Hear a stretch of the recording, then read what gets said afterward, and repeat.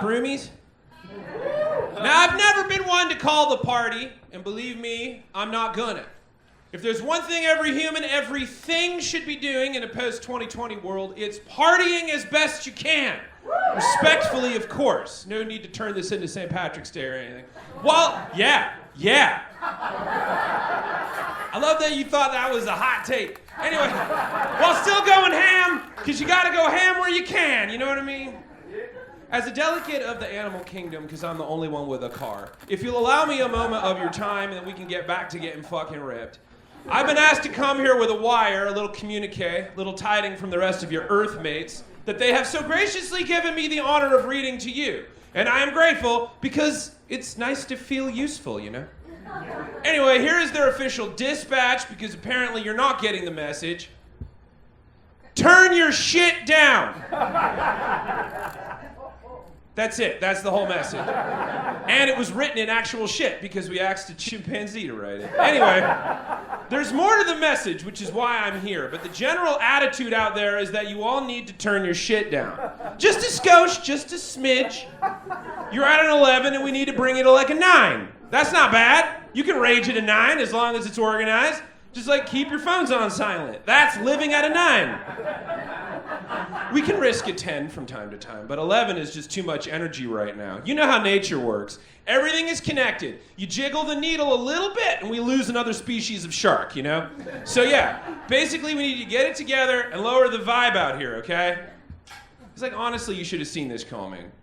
The animal kingdom has been trying to get your attention for a while.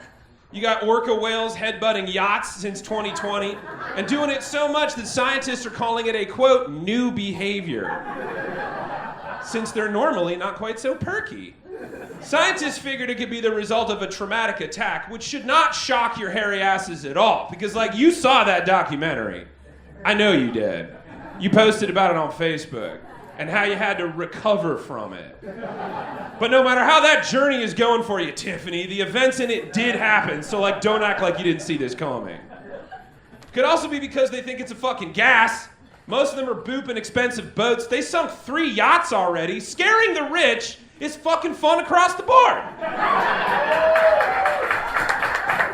But whatever the reason, it is a result of things that you are doing that's causing them to get creative and then teaching it to the kids. So like humans, might not be a bad idea to turn down the aquatic sports, because look, and I'll be real with you, you look fucking stupid on a jet ski.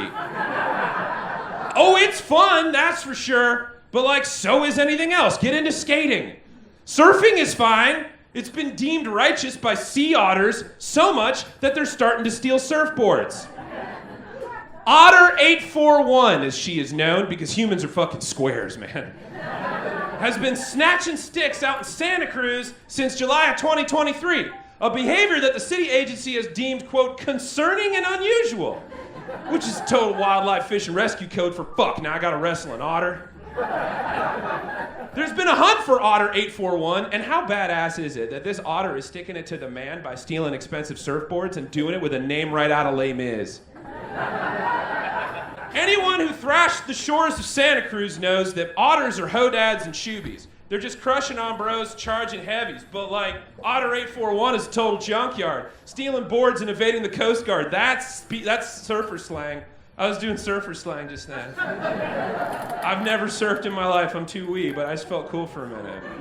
Anyway, the hunt is still on because as of August 14th, 2023, wildlife officials have yet to capture Otter 841, who I'm just gonna call Bodie. I know we were all thinking it, I'm gonna say it. Because that otter knows that if you want the ultimate, you gotta be willing to pay the ultimate price. That was a Point Break reference. I am batting 100 right now. No, there's no more. You've also apparently woke up El Chupacabra from hibernation, so good on you for that, humans. In Hill County Village, Texas, which is not a pancake place, it turns out. It is a city in Bexar County, but like, I'd snack some cakes at Hill County Village at 2 a.m. any day, humans. Just saying, that would be dope. And a fine example of living at a 9. Couple of residents have been snapping photos of, quote, a bizarre yellowish-brown animal that appears to be the size of a large dog with a tail almost touches the ground and very large pricked-up ears. And when they took to the internet to figure out the fuck it was, rumors started circulating that might in fact be the mythical reptile-like creature in parts of the Americas that is said to stand 3 to 4 feet high, hop like a kangaroo, attack and drink the blood of livestock, which is a fair assumption to make if you're robo-tripping or have lived through 2023.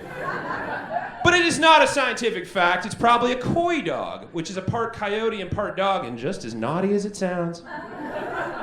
But hey, if you all got crazy enough to manage to piss off the orcas and otters, it's not going to be shaken to learn that El Chupacabra left its ancient hangout and started doing some shit. But the biggest what the fuck, turn your shit down, came out of Dubai recently. And no, it wasn't a fucking stacked Lambo or something. We'll talk about cars some other time, but they are on the list of things that you need to chill the fuck out on, hot dogs.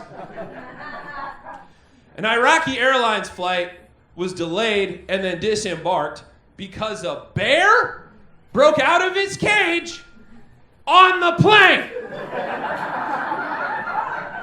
Now, granted, that sentence alone is enough of a hike. You gotta hydrate and watch your step, you might twist your ankle. But it was because that bear was being shipped to someone, and that doesn't make it any easier on the brain, but that is what happened. The identity of the human that thought it was a great idea to put a bear on a plane has yet to be identified because they're rich and they can afford discretion, which I totally understand. I mean, I don't want people to know the weird shit I order on Amazon, but when they fuck up my order in the mail, it's not a fucking bear!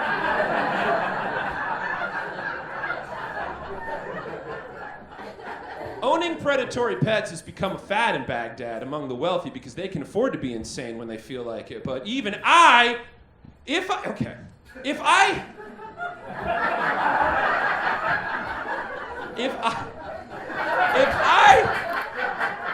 would want a bear for some reason, I would at least go and get one and bring it home myself, preferably not tens of thousands of feet in the air.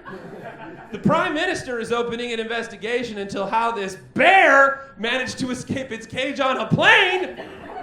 But the real mystery is why anyone would think it was a hot idea to mail a bear.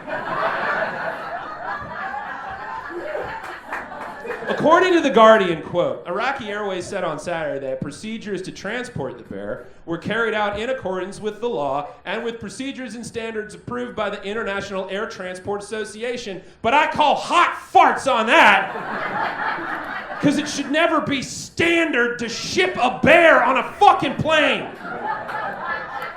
The bear was on a plane. I wouldn't even watch the show The Bear on a plane.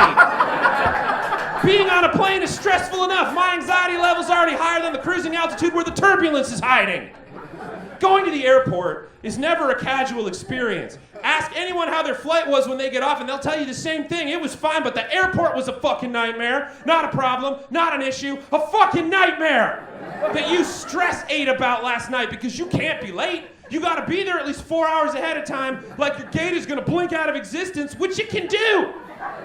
And then to get there, you either take a day's journey on the train, or if you're a billionaire, you could charter a Lyft driven by a suburbanite with a Spotify playlist that matches their shirt. But no matter how early you get there, everybody's already there. Like they've been waiting for you. And then you gotta face the crushing weight of the futility of your own consumerism as you clutch tightly to the one bag you're allowed to take, like you're fleeing the country. You cram into the lamest looking line, like if an amusement park had a bank-themed roller coaster, with all these other humans stuck or just wandering around like goats, and then the walk of shame through the security checkpoint while some chummy TSA workers get handsy with your personal shit. And then they scan your body with a little science bath, reminding you to put your hands in the air, but you know you're supposed to do that. This isn't your first fucking day, guy. They've been screaming it in your face since you were born in the 80s. It's fucking seared into your DNA at this point. And finally, if you're one of the lucky ones, you're allowed to go into the terminal. You find your gate, but surprise, chump, your plane is delayed, which will strike you as odd because it's 9 in the fucking morning. You figure, how? How is that possible?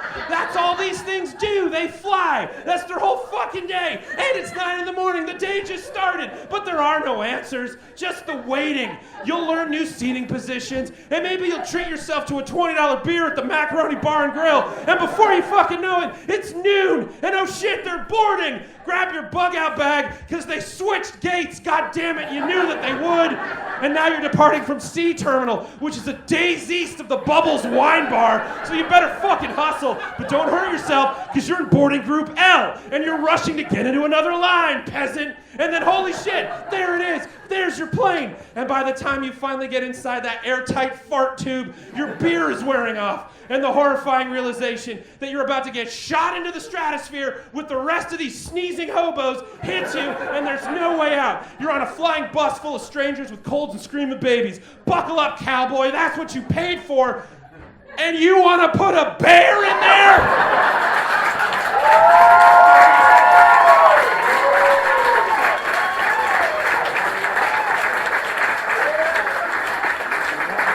In the end, the bear was sedated and helped out of the cargo hold. And you gotta feel bad for the bear, but my soul is with the humans that had to get a bear drunk and then tell them they had to get off a plane. You know how you react to that. You've seen YouTube. They're lucky that bear wasn't from the suburbs. So yeah. Between orcas bitch-slapping billionaire boats and otters embezzling primo wall hangers and putting fucking canophores on planes, I think maybe it's you humans that are getting a little too much to bear, and you need to turn your shit down. Anyway, thank you on behalf of your roommates. Please leave a sock on the door if you're gonna jerk off. Don't forget to pay the power bill, and it's your turn to do the dishes. And keep it to a 9. I love you. Good night. Chad, the bird, Green Mill, the one and only.